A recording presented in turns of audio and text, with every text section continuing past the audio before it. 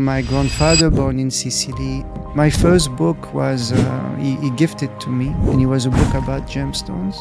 And I fell in love with them. At a young age, you realised you could feel the diamond. And then COVID hit, and when my manager said, look, we're closing now because all the staff are very worried, I didn't want to hear it, and I had a panic attack.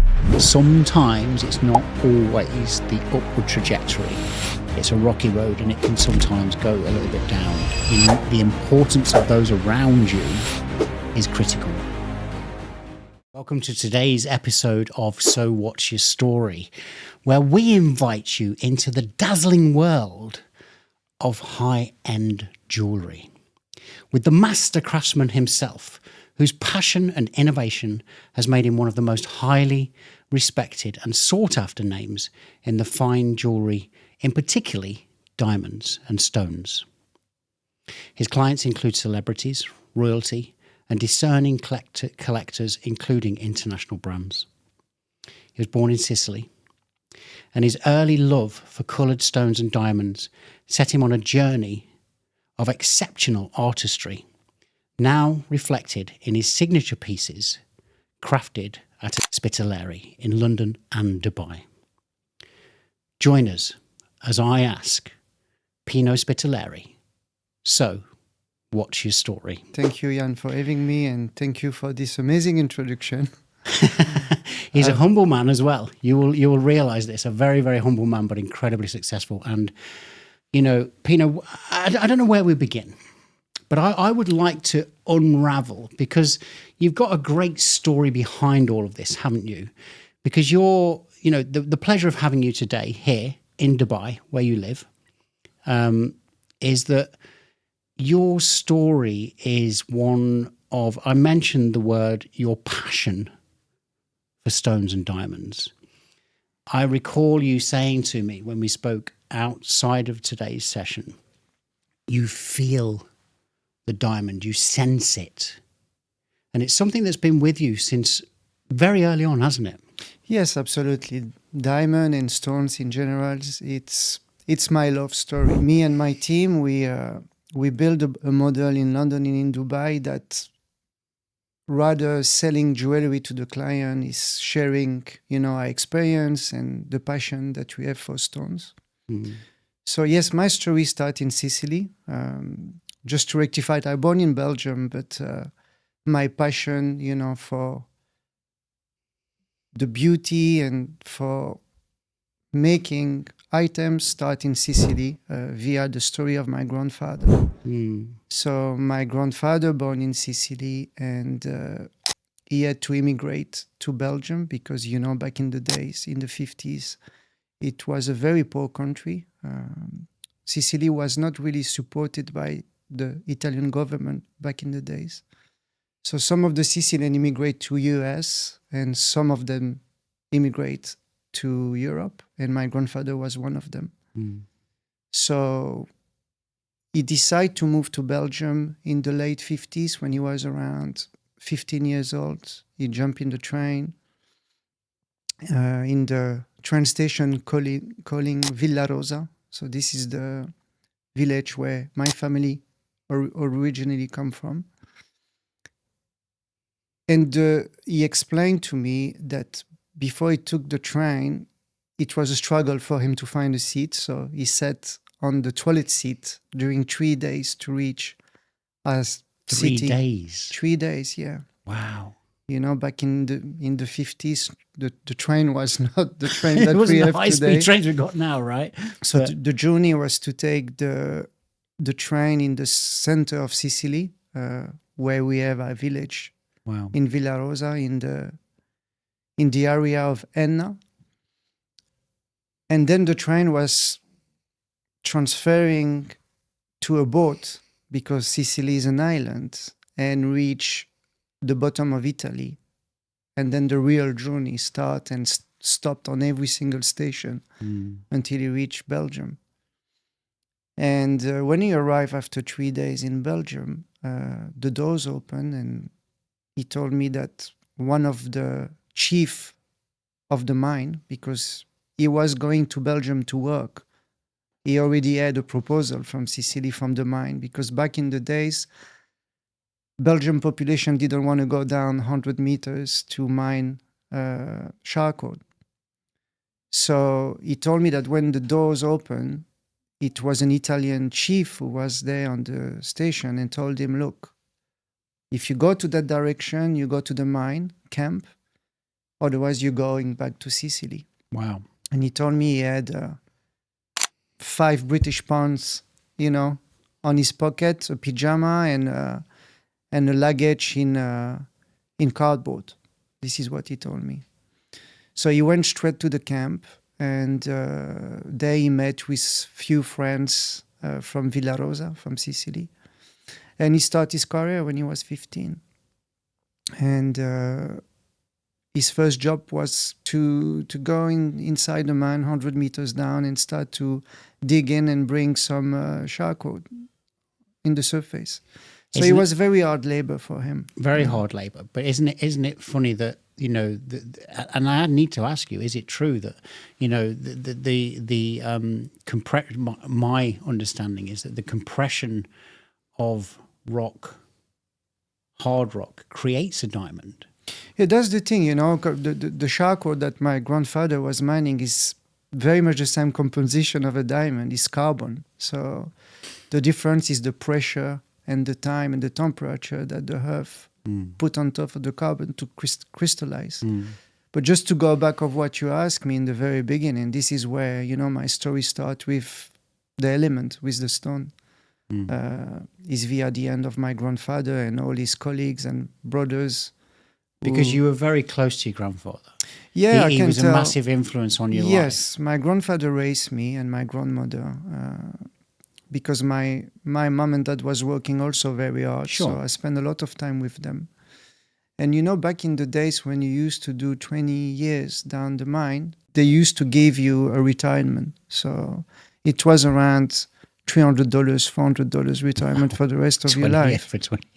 So then my grandfather started to build different businesses. Like he was the biggest importer of tomato and pasta from Italy in Belgium. Wow. So he built a supermarket, and he always had this business mindset that I absorbed for him. And when you are, I'm sure you experiment this with your family as well. Your parents always, time to time, give you some sentences.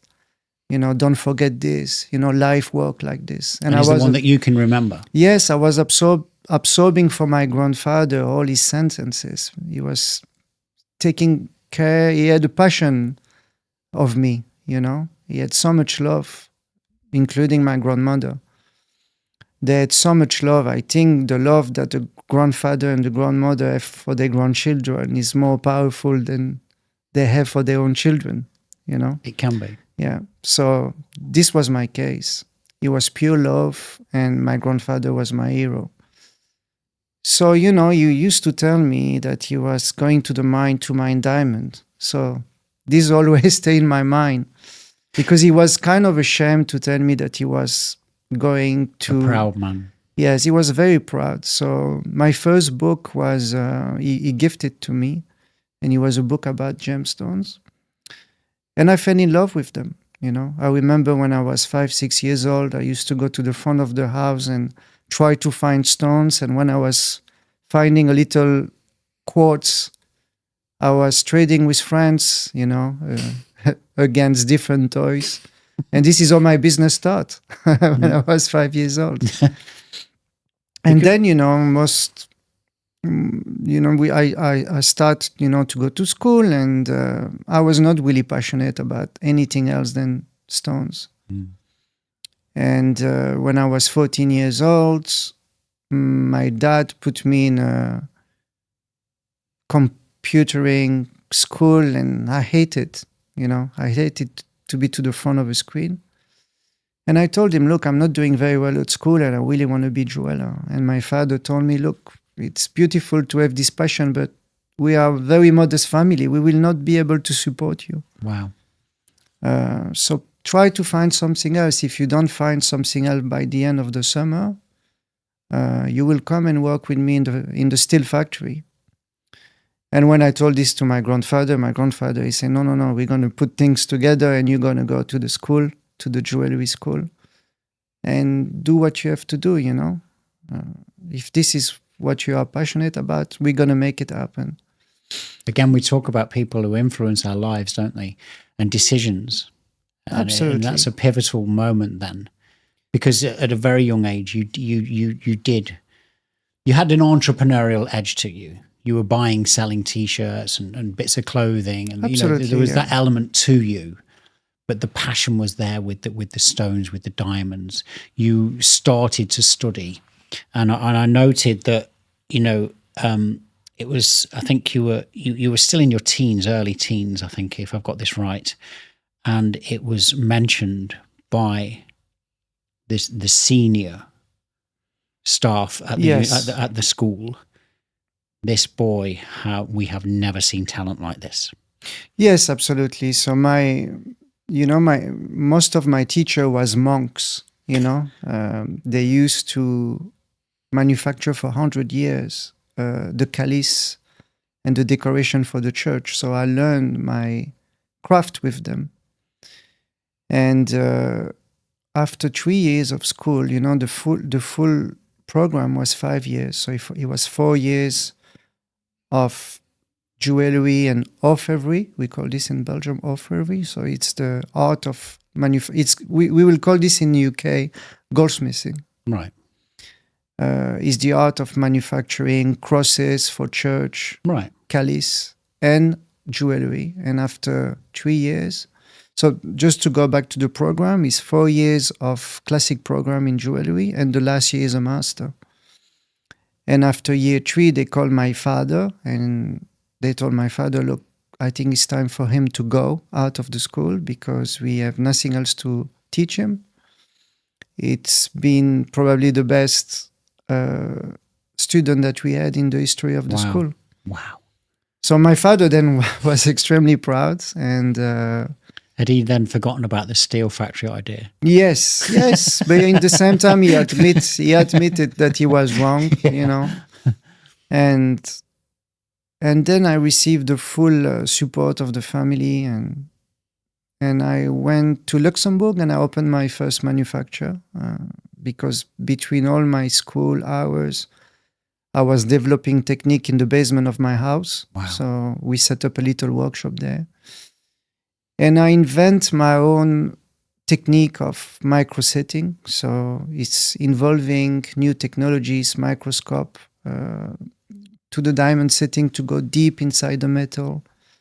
Because in the end of the day, it's very logic what a microscope can show you. You cannot see it with the naked eyes. Sure.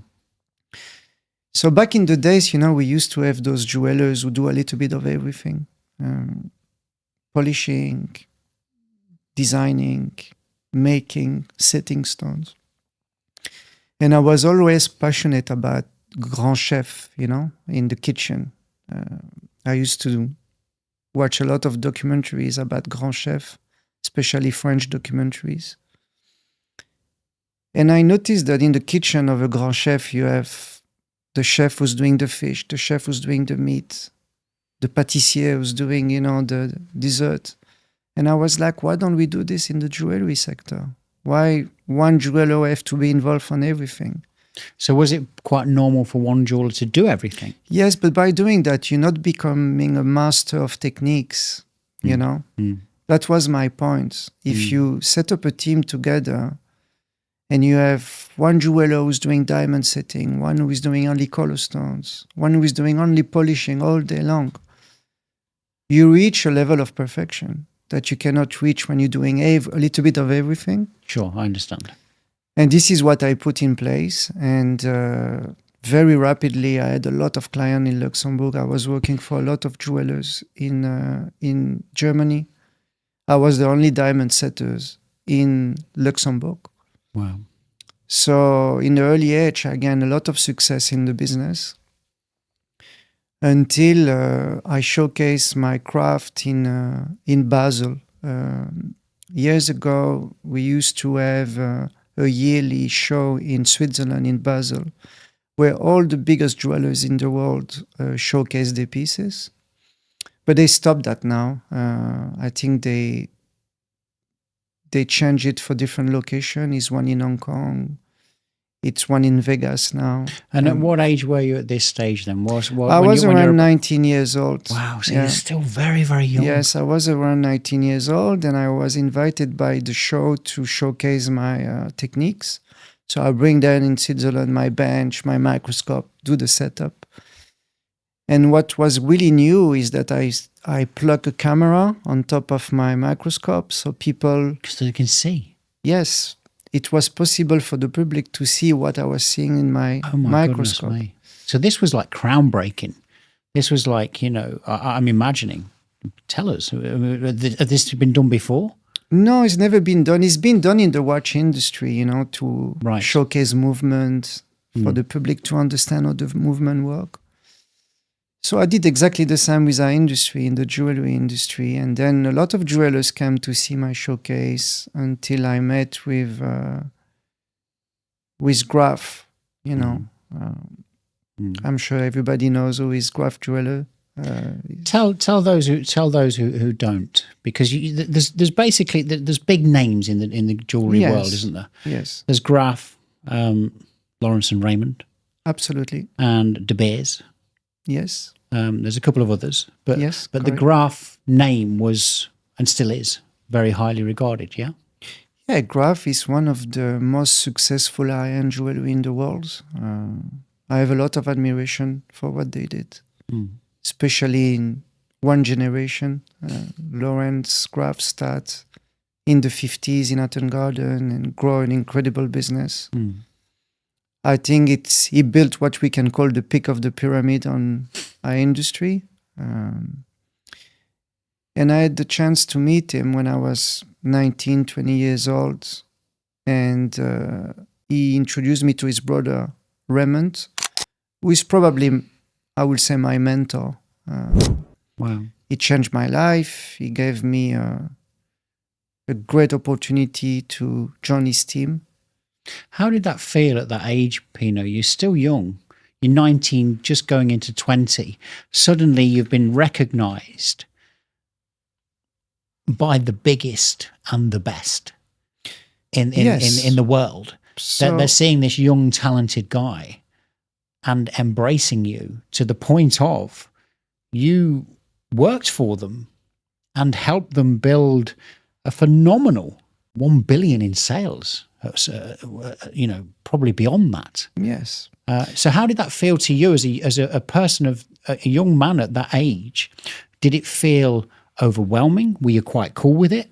Were you sort of thinking, is this really happening? Pinching yourself?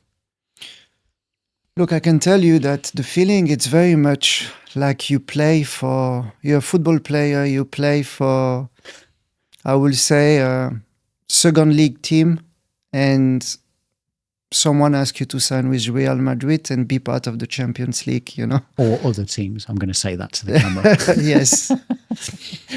So this is the feeling, So it's kind of like it's excitement. It's, Yes, look, it seems unreal when you're 20 years old and you have someone who's telling you, look, we like what you do. We appreciate the quality. We think you can have a big impact with us. Come to work with us. Wow. It's a big turn, 90 degree, Sure. And did that mean for you personally that now you're in, it's a great example you give, because if you're coming from a lower league football team and you're going into a top flight team, suddenly you've got excellent coaches, you've got excellent management, you've got excellent facilities, you've got excellent, it's the best, yeah? So was this like helping you raise your game? 100%, when you have someone like Raymond Graff who arrive in the office the first and leave the last and put so much passion. I mean, he's been in production for 40 to 50 years. Wow. And, building the team and bringing the right people around the table. You want to be him, You want to be him in some point. And and also the fact that I used to manufacture pieces, but not to that level in terms of budget. I used to craft beautiful pieces with smaller stones, but when you arrive in this kind of facilities, you know, and you see rocks that's worth hundreds of millions of dollars. Wow. You're like, wow, I'm in the Champions League. Now I'm going to have to score some goals, you know? And and you did. I did. It was, you know, and let's remind everybody, you're still a young age. Yes. You know, you're a workshop manager on Bond Street at 23. Yes, I was managing, you know, first I was introducing new techniques like microsetting.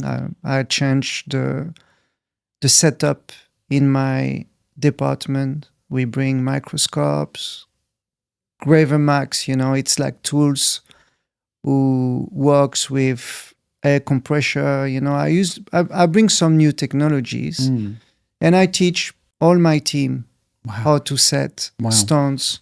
Wow. The way that needs to be set in 2020, you know, in 2010 in that time. 2010, time flight. Yeah. And then, you know, it was just in the time when Graff was opening store all around the world. So you can imagine the stock that we have to manufacture to fulfill 25, 30, 35 stores around the world. Goodness me. And then great experience with incredible stones like the Wittelsbach blue diamond that was part of the royal family, Austrian royal family for centuries. You know, when you have these kind of stones between your hand, it's in kind of a trance, you know. You are like, you fly, you out of the box. I don't know how to express myself, but when you have this between your hand, you feel the history, you feel the responsibility. Yeah, we spoke about that earlier when I said to you, you know, you at a young age, you realize you could feel the diamond. You talk about this today, don't you? You feel about the stone, the diamond, you feel it, and you try to articulate it there. And it's a difficult one, I would imagine, to articulate because it's a sense, isn't it? It's a Yes, I feel the energy in a sense that when you start to put pressure on the stone, because most of the people doesn't know how to set a diamond. Setting a diamond, it's to squeeze the stones between the metal. Wow. We don't put any glue, we don't put any chemical. We prepare the seat of the stones, we put the stone on the seat, and then you start to put pressure on the stone with metal in order to be set. So, you know, when you have stones like that between your hands, if you put a little bit too much pressure, the stones goes from $100 million to none. So, wow. So, you know, through the years, you start to feel the stone. I can also and kind of hear, you know, when they scream, you can hear like this little pressure. It's very difficult for me to describe. Yeah. But you know when to stop and how long you have to give the stone to rest before you go back into it. You know? My goodness me. And this was my experience. To hear that. I've never heard that. But you know, and I'm sure there's people listening, watching this and going, really, a diamond? Like, yes. How long does a diamond take to form, generally? Well, it crystallizes most of the time in, it's like two pyramids that opposite to each other. This is how they form. They crystallize that way. And then, you know, you have all the art of cutting the diamond, which is not part of my duty. But the diamond itself to form, how in years wise, what are we talking? It takes millions of years. Millions. With a plasma. So the plasma, it's the temperature who warm the carbon plus the pressure of the planet. Wow. And then it crystallizes, but it takes years and years and years and years. That's incredible. They do this now. So you're handling a stone, a diamond that is literally in years, probably millions of years old. Not probably, certainly millions of years. Yes. Goodness me. So it's not just a value thing, is it? It's a, you know, when we talk about precious stones. Yeah, we are they putting literally the are value. Precious stones, yes. aren't we? Yeah, it's precious stone is very rare. It's a big responsibility, you know, to it certainly is to set those stones, and we always try to observe the stone first before to design the item that will be around the stone, what the stone really deserve, you know, to be. Wow. So it's incredible. A process. It's a lot of emotion around those items. You put a lot of emotion, a lot of effort. And also a lot of people are involved in the process, In just one ring, you can't imagine how many people are involved from the soil to the finger. Wow. And we're going to go more into this. And it's a shame because we've only got a short amount of time and there's so many questions I have, and I think so many questions that watchers, listeners would have about this. But I'm going to move you forward, if I may, because you go on your own. You break away from this fantastic support and company because you feel there's a little bit more.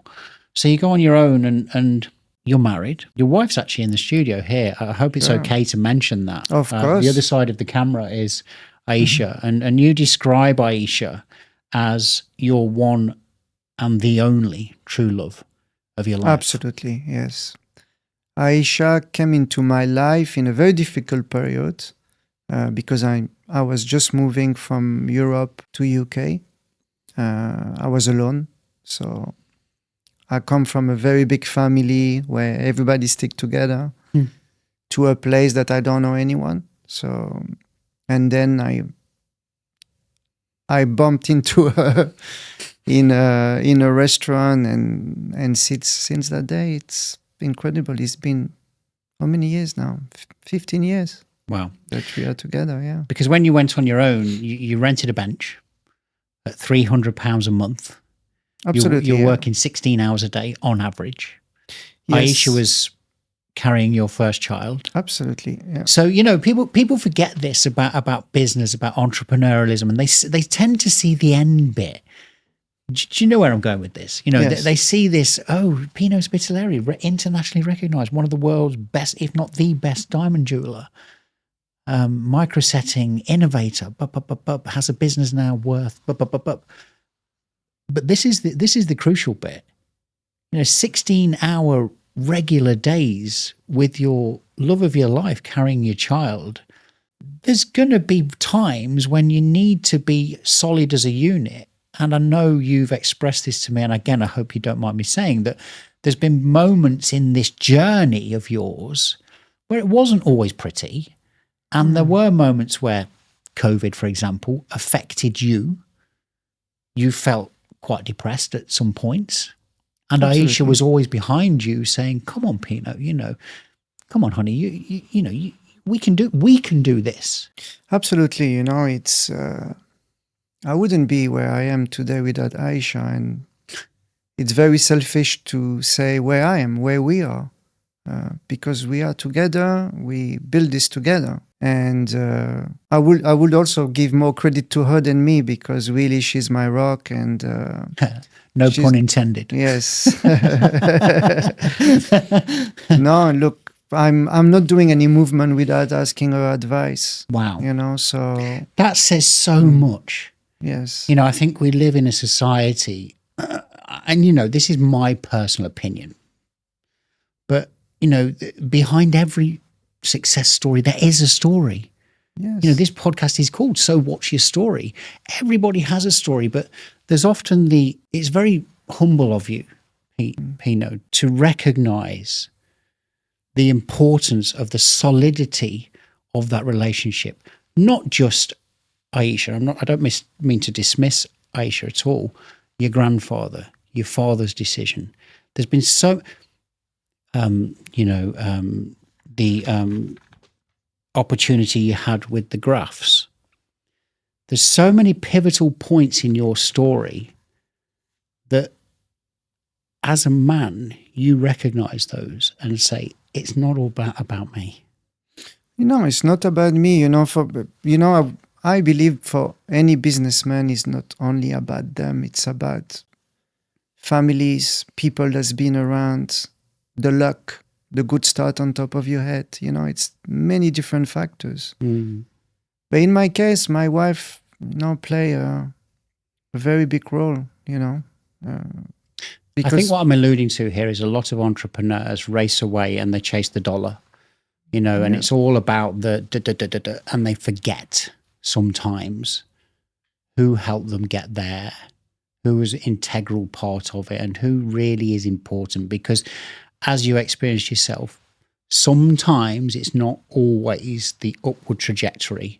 it's a rocky road and it can sometimes go a little bit down. The importance of those around you is critical, yeah? Yeah, you recognize who is your family and your friend when you are in the bottom, of your life. You certainly do. And I can speak firsthand about that as well. And Aisha's been there for the worst and for the best. Few friends as well. Few people had a big role, on this success. And I'm always surrounding myself with good people. It's so it's important. very important. It's so important. So I spoke about that piece. You started to build a very good business. COVID hit. It affected everybody, really. Absolutely. Of course it did. You felt yourself becoming a little bit... Yes. So just to go back to the first company that I opened in London in 2014, I decided to leave Graff. I gave my notice and I left because back in that period of time, few of my friends, like in many companies, went to work for competitions. They start to call me, I work for this brand and we want you to do the same. What you did for Graff, we want you to set up a workshop and do exactly the same. And then I talked to Aisha and she told me, no, maybe it's the time for you to open your own operation. And I opened a very small operation, like you mentioned, for £300 a month. I was renting a bench in Hatton Garden. And it was people queuing, jewelers queuing, because the model was to manufacture jewelry for B2B, business to business. Right. So for the you weren't jewelers, touching the end consumer, you were touching the other jewelers. So I opened my company and ran that bench, and it was crazy busy. I was on my own, 16 hours a day. 3 months later, I took my own studio in Greville Street in Hatton Garden. I was paying £800 a month for the rent. I took 4 bench. My brother-in-law, Aisha's brother, his name is Az, was my apprentice in Graff. Wow. Because when I met with Aisha, she told me, what can you help my brother to find a job? I said, I take him as an apprentice in Graff. Wow. And in my opinion, he's one of the greatest diamond setter in the world. To be honest with you, it's an incredible man. And when I left Graff, I told him, you stay, you're still working with Graff, and I will build a business. And when I have enough work, you can come. So 6 months later, he joined me. And we started to build a team. 3 months after, we took another premises of 100 square meters. 6 months later, we took the second floor. 6 months later, we took the third floor, and then the full building. And wasn't there a point where you were actually taking some space that was it Graff's? Well, exactly. You spot it in the right time. So the building that we took was actually the original Graff building, and I have no idea. And when I signed the contract and I saw online that the head office of Graff was there in my building, I was like, wow, what a coincidence. Wow. And then I talked to Raymond Graff and he told me, yes, this is where Graff starts, Wow. Isn't that incredible? And then again, you take another pivot a little bit later on because you I think it was a joint decision again. Yes. That, we're doing all this great work. How did that come about? Because you then you say, well, instead of doing B2B, should we not? Would it be better for us to? Yeah, the idea come in a different way. I was dedicated all my career in that point to manufacture pieces for B2B. So I think in 2019 we manufactured, just before COVID, 3,000 pieces a year for the British market. Wow. I had around 35 people on the bench. And then COVID hit, like you said. And I bought a house in 2016 in Marbella in Spain. And, I was really worried for the security in UK. So I moved my wife and my kids to Spain, and I was commuting between Spain and London. And during COVID, Aisha came with my 2 kids in London, and the government advised to close manufacture for the lockdown. And I didn't want to close because we had a lot of order to finish. And then, my department, all the manager come to see me and say, Pino, we are worried about COVID. And I say, stop, close all the radios. I don't want to hear it. I was really in panic, to be honest with you. I didn't want to close because, when I start my business in Hatton Garden with £3,000, and I was worried that my empire will drop down. And I remember I was sitting an emerald on my bench. And when my manager said, look, we're closing now because all the staff are very worried, I didn't want to hear it. And I set my emerald and I had a panic attack. Did you? Yeah. First time in my life. Wow. I couldn't breathe. And I went upstairs. Aisha was there with my kids. And I told, look, I've got COVID. I'm not feeling well. But I had a panic attack. Wow. And she told me, calm yourself down. Everything's going to be all right. And I said, you know what?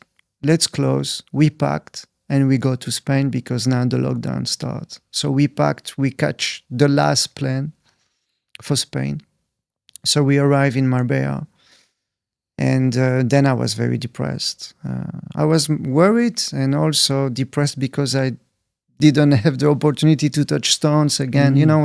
When you do this for more than 15 years, you touch stone every day. I was missing what I was doing, but also very worried for my business because the rent was carry on. Of course. And you know how much a full building costs in London. And all my cash flow started to go down. And then I received a call from a client in China. She's got TV channel. She's the owner of TV channel. She's a billionaire Chinese lady, good businesswoman. And she said, what's the news? And I said, look, I'm not feeling very well. I'm worried for my business. And she told me, COVID is finished for us in China, but we cannot travel. So we're a little bit bored and we don't know what to do. And she felt my pain, and she told me, you know what we're going to do? I'm going to organize a gathering in my house, an afternoon tea. I will invite 5-6 ladies. We will put you on a Zoom meeting on the screen and you're going to explain your story, what you did in your career. And maybe you can showcase, your videos of the stock. And then, I was back on track, super happy, start to do a PowerPoint presentation about me, about my story and videos about the stock. And for 2 hours, I showcased my full story, my presentation, and we sold out everything online. Wow. So recash flow again, the company, sold out the stock online, was amazing. And I look at my wife and I say, you know what, we have a new business model. I want to open, a jewelry store where we share our passion and the experience that we had through the jewelry journey. And because I was working already for a few private clients in Dubai and, some royal family members, they always encouraged me to go to Dubai and open a workshop there. And I told my wife, I'm going to pack now and I'm going to go to Dubai and explore, the markets. And I packed, I left, went to Dubai. I think it was the only region where people was partying, going to restaurants. It was very much no lockdown here in Dubai. And then, for 1 week, I didn't stop to party because I really need it. And I had a lot of fun for 1 week, seeing all my friends that was here. And I bumped into a friend on the beach, his name is Adam. He creates a Koya restaurant. And he told me, Pino, I'm here because I'm building new business in Dubai. In Saudi Arabia as well, I'm opening a new restaurant. And what are you doing here? And I said, look, I have a new project. And I start to explain the project to him. I show him a presentation. And he told me, no, this is incredible. We have to do something together. And he introduced me to the Wani family who are tycoon in the restaurant business. They own Zuma. They create Zuma restaurant, Koya, La Petite Maison, and few other brands. And when I pitched my concept to them, they told me we really need to be part of this and you have a business partner. So the concept is to open an experience atelier for the consumer. I studied 3 big brands and I noticed that those two those three brands do very much the same thing. They buy diamonds, they manufacture with people like me, they're outsourcing, and then they put millions of dollars in marketing and they selling the item with a beautiful packaging. This is the common point between all the brands. And when I realized that, I understood that my business model is to do the opposite of what they do. It's to be super transparent in a very opaque industry and show the client first how we're making jewelry, but also tell them who is behind the stones, where the stone come from. And they have the full traceability from the mine to the finger. Wow. And the Wani family helped me to put this together, and we opened the first operation in Al Quoz in Dubai, because in Dubai, the law do not allow you to open a workshop in the retail space. So you need to be in an industrial space. Okay. So my ambition was to open a destination. Wherever I am, people will come to me, because what I'm offering is completely different. When you go to a mall, you go to Dubai Mall and you push the door of a brand, it's a very cold environment. It is. You have marbles everywhere. You have velvet, and you sit down and you pick your ring. And you don't have information, really. Most of the time, they don't tell you who made the ring. And I will say 80 to 90% of what you can find on any high-end brand, it's manufactured in Thailand, in India, some in China. And people doesn't know that. And I think this is lack of transparency. When you buy an Hermes bag, it's manufactured in Italy, in France. It's a luxury item. Yes. People get paid, Yeah. All the artisans can get paid properly. In our industry, it's very opaque. If we don't say, it's because they don't want to say. And this is the reality. I have to be very transparent. This is who I am.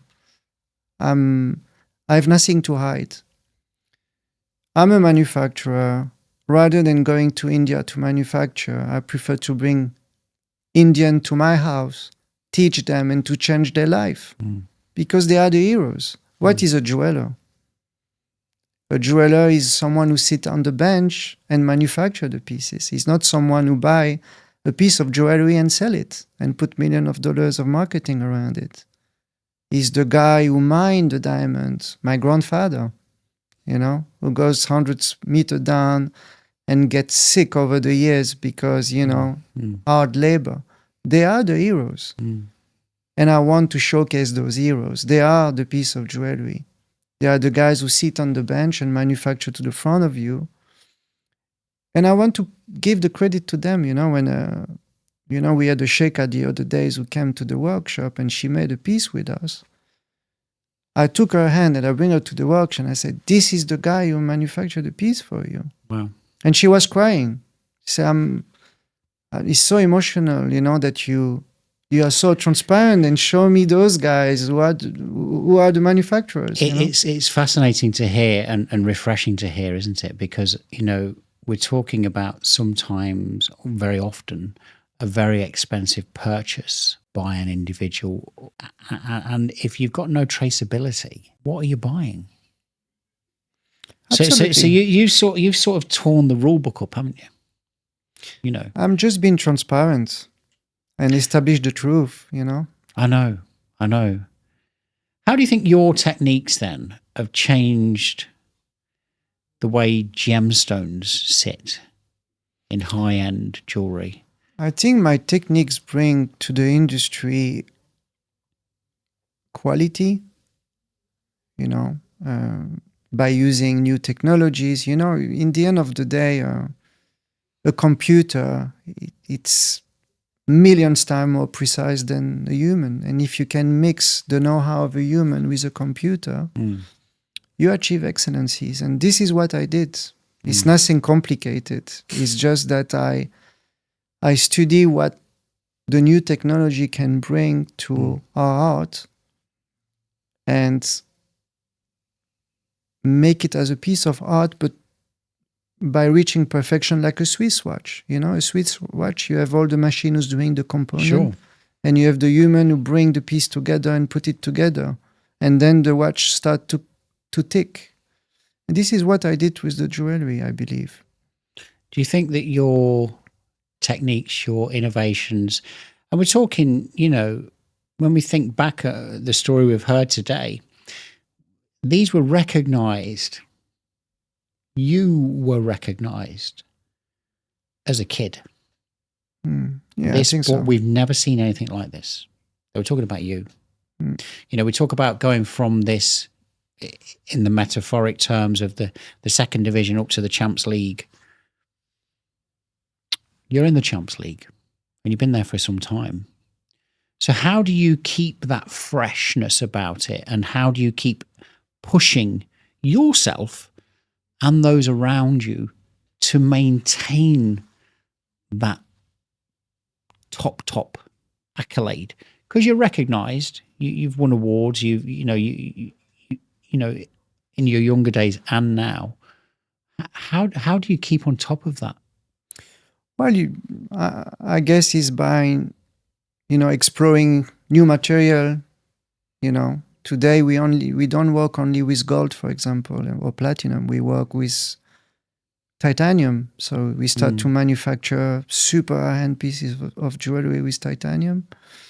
So, we have a R&D department, right? Research and development. So, we spend a lot of time to develop new techniques and to be wrong on many topics and do it again and do it again, And this is what we love, because if you just carry on what you achieve and not bring any adding something new to it, is the passion die, slowly. So I think so. This is what we do, and recently also, I decided really to go full on B2C model, so to the consumer. So we are developing now a new concept. Recently, I cannot mention where because it's confidential, but recently we signed a contract on a new location when we really have now a retail space with the workshop. We managed to convince, the government to give us a license because they love the concept. And now also, I think one of my biggest achievements is that I sold a part of my equity to a big luxury group. Wow. And they gave us, it's a game changer, it's a game changer because they are mine owners, they're manufacturers in diamonds, they are pillars in this industry, and they believe on our concept, and we become a whole family now. And this will change completely our future. And I think people will start to see us as a high-end jewelry brand, but with new innovation and new approach. Because are you okay sharing where the business is at now? You've got 75 employees, is it? Correct, yeah. And a very healthy turnover? Yes, absolutely. Tens of millions? Yes, absolutely. We craft, biggest stones in the world, I believe, today. Wow.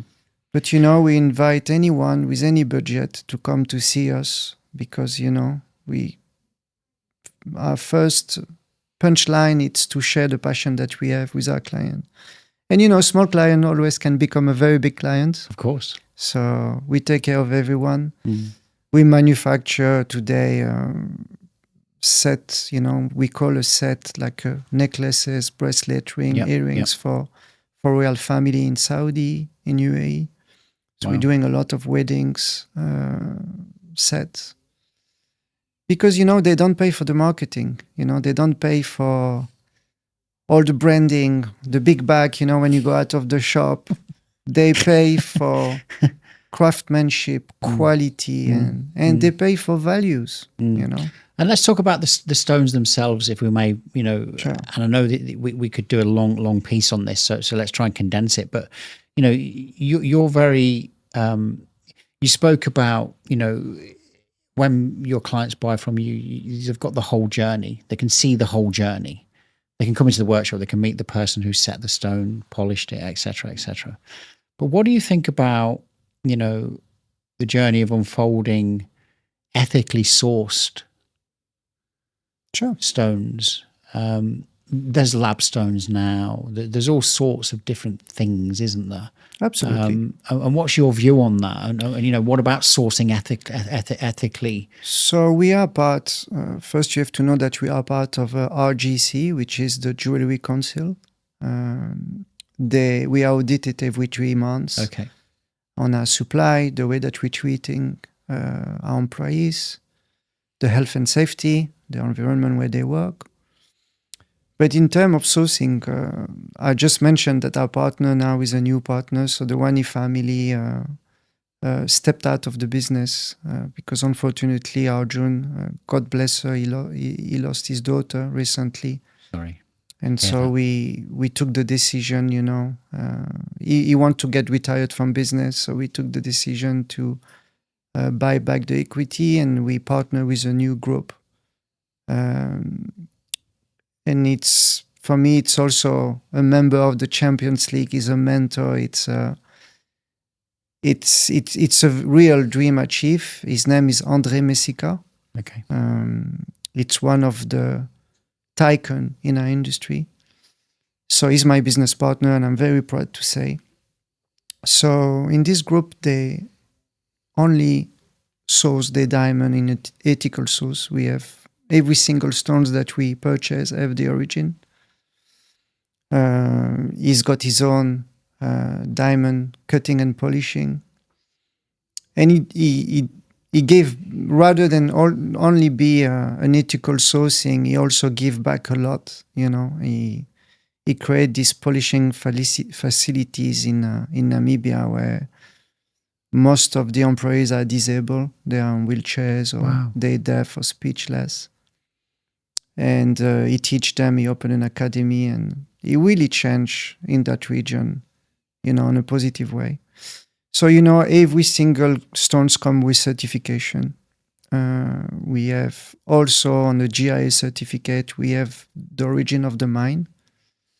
We are not allowed to buy to anyone else. If someone show up to my office with stones, it's a no. Wow. We have full traceability. In regards to the gold, we only use recycled gold. So we are not using gold from mines. We work with refinery who collect all the gold around the planet. Is enough gold around the planet now. So they're collecting, they refine the gold, and they give us the pure gold to remaster the gold on piece of jewelry. We are an ethical brand because we are not paying our staff to the minimum salaries. They are not sleeping in a camp. They all have apartments with swimming pool and gyms. They have English course. They have transportation. Wow. They only work from 9 o'clock to 6 p.m., 5 days a week.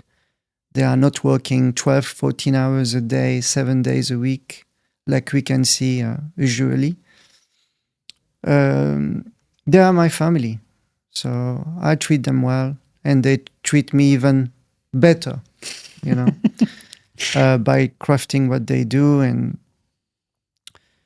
yes, in terms of the lab-grown diamond, I like it. I'm not going to tell you, like most of the people who own millions of dollars of stock, that they don't like it. I like it, and we have to embrace it. It's a different audience. If a client come to me and say, I would love to have a lab-grown diamond because I don't have the budget, to buy a natural diamond, of course I'm going to do it for him. We are manufacturer. We are not someone who's buying goods and selling goods. We are creating items. So if you want a piece of sugar in the middle of your ring, I will do it for you, as long as that you are happy. So, a lab-grown diamond is a diamond, same composition. It's just something that's been made in laboratory. And once again, it's a different audience, Someone who buy a diamond don't consider the diamond as an investment. And I think it's interesting that the balanced the balanced explanation you've given there, which is, you have a business which is very, very ethical. So sometimes you hear the argument that arises of, diamonds, no, because they're all, where they're sourced and it's this and that. Well, if you don't know, is that just hearsay? And I know there are some awful things that have happened in the past, but thanks for addressing that. I've got a couple of final questions before we start to move towards the end. And you know, you came from your passion. It was within you. There are going to be listeners and viewers watching and listening to this episode thinking, do you know, I love creating jewellery. I'm only young. So what would your advice be to a young jeweller, young person, embarking on a career as a jeweller? Is there anything that you would sort of suggest to them that they would be better placed to do and perhaps not better placed to do? First thing that I will tell them is that specialize yourself in a specialty. And don't try to do a little bit of everything. Which is what you were saying earlier. Yeah. This is what I would advise. And, you know, God knows how many apprentices came, you know, in our company. And we're very proud to say that they work for big house, or they're still with us. I have some of my employees who are with me since 14 years now. Wow. And so specialize yourself. Don't try to be a little bit of everything. Make it as a passion, because it's important to be passionate. It's like a piece of art and piece of jewelry. You have a canvas, empty canvas, virgin canvas, and you have to draw something. It's the same with a piece of jewelry. Way to learn, I would say go to a workshop, a successful workshop, sit down there, and be focused on the craft rather than be focused on the salary for the first years, because it's taking years to be a good jeweler. And go to new technologies, explore new technologies, be involved with new technologies, because I think today we have fantastic techniques. You have incredible 3D printers. You know, now we can print in 3D straight from the metal. Wow. Before we used to print from wax or resin, and then you have to use the casting technique. Now I am printing titanium from 3D printer who print titanium. So explore new technologies and try to get a space, you know, a place in a successful workshop. This is what I would advise. Yeah. Patience as well. Definitely. If you don't have patience, you have nothing to do in that trade. What's your dream? You've got a lovely family. You've got a great business. But you speak about, you mentioned the excitement you get when you're creating something that's just a little bit special. Yes. So what's your dream? You know, what is there something that you haven't done yet that you want to do? It's difficult to say, because I achieved my dreams, to be honest with you. You know, I would never bet when I was 5-6 years old, coming from a very modest family and from probably a difficult region of Belgium, that I will stand here today explaining my story and have, you know, a successful business in London and one in Dubai. But, you know, my dream is to really create this new concept. You know, my dream is for the consumer to understand, you know, spending money on the very big brands, it's not the solution. Go and craft your piece of jewelry. Go sit down with the jewelers. Experiment, you know, this beautiful journey of manufacturing jewelry, because it's theatrical experience, it's educational, it's ethical. So this is my dream now. It's to open this concept in different cities, first around the Gulf. We have plans in Saudi, in Qatar. I already opened the first one in London and it's successful. But yes, my dream is to, you know, to come into the world with this new concept rather than going to a boutique where you open the door and you see jewelry. When you open the door, you're in the middle of the workshop and you can talk with the artisan. This is my dream. I love that. How can people find your business, perhaps commission a piece with you? What's the best way to... The best way is to go on Instagram, Spitaleri Jewelers, book an appointment, and we will guide you. Share a location, and soon we will have a location on the retail space, so it will be even more easy to find us. I want to thank you for today. It's been fascinating to hear your story. I also want to thank Aisha, who's on the other side of the cameras and the microphones today, because without her, you would be, as in your own words, not what you are today. Absolutely. And without Aisha, I never would have met you. Absolutely. Because it was through meeting Aisha that she said, my husband's got a great story. And boy, have you. It's been a real pleasure, a real pleasure. I feel, honestly, the presence of a remarkable man who is incredibly humble and who is incredibly talented. Thank you. Likewise, Jan. Thank you so much. And I also admire what you do. Thank you very much. I'm listening your podcast, and well done on you. And thank you to give the opportunity to people like us to be showcased on your show to the rest of the world. My pleasure. Well, there we have it. Another episode of So What's Your Story? Again, we're in Dubai. Where are we going to be next? Well, who knows? But it's only through you, the listeners and the watchers, supporting us. So please hit the subscribe button and listen to some more episodes. Give us some ideas as well of who you'd like to see showcased on the show. But let's just think and reflect about this episode for 1 second. It's not all about success, is it? It's not all about being here, as Pino uses the metaphor of, being in the Champions League. It's the journey. It's the journey which isn't always like this. It can be very rocky, bumpy. It's about the people around you. It's about the passion. It's about knowing what you want to achieve and sticking with it, but then also thinking about different directions and how you can make things better. Isn't that not just business, but life? I don't know. I've enjoyed today. I hope you have. Thank you so much for listening and watching to another episode of So What's Your Story?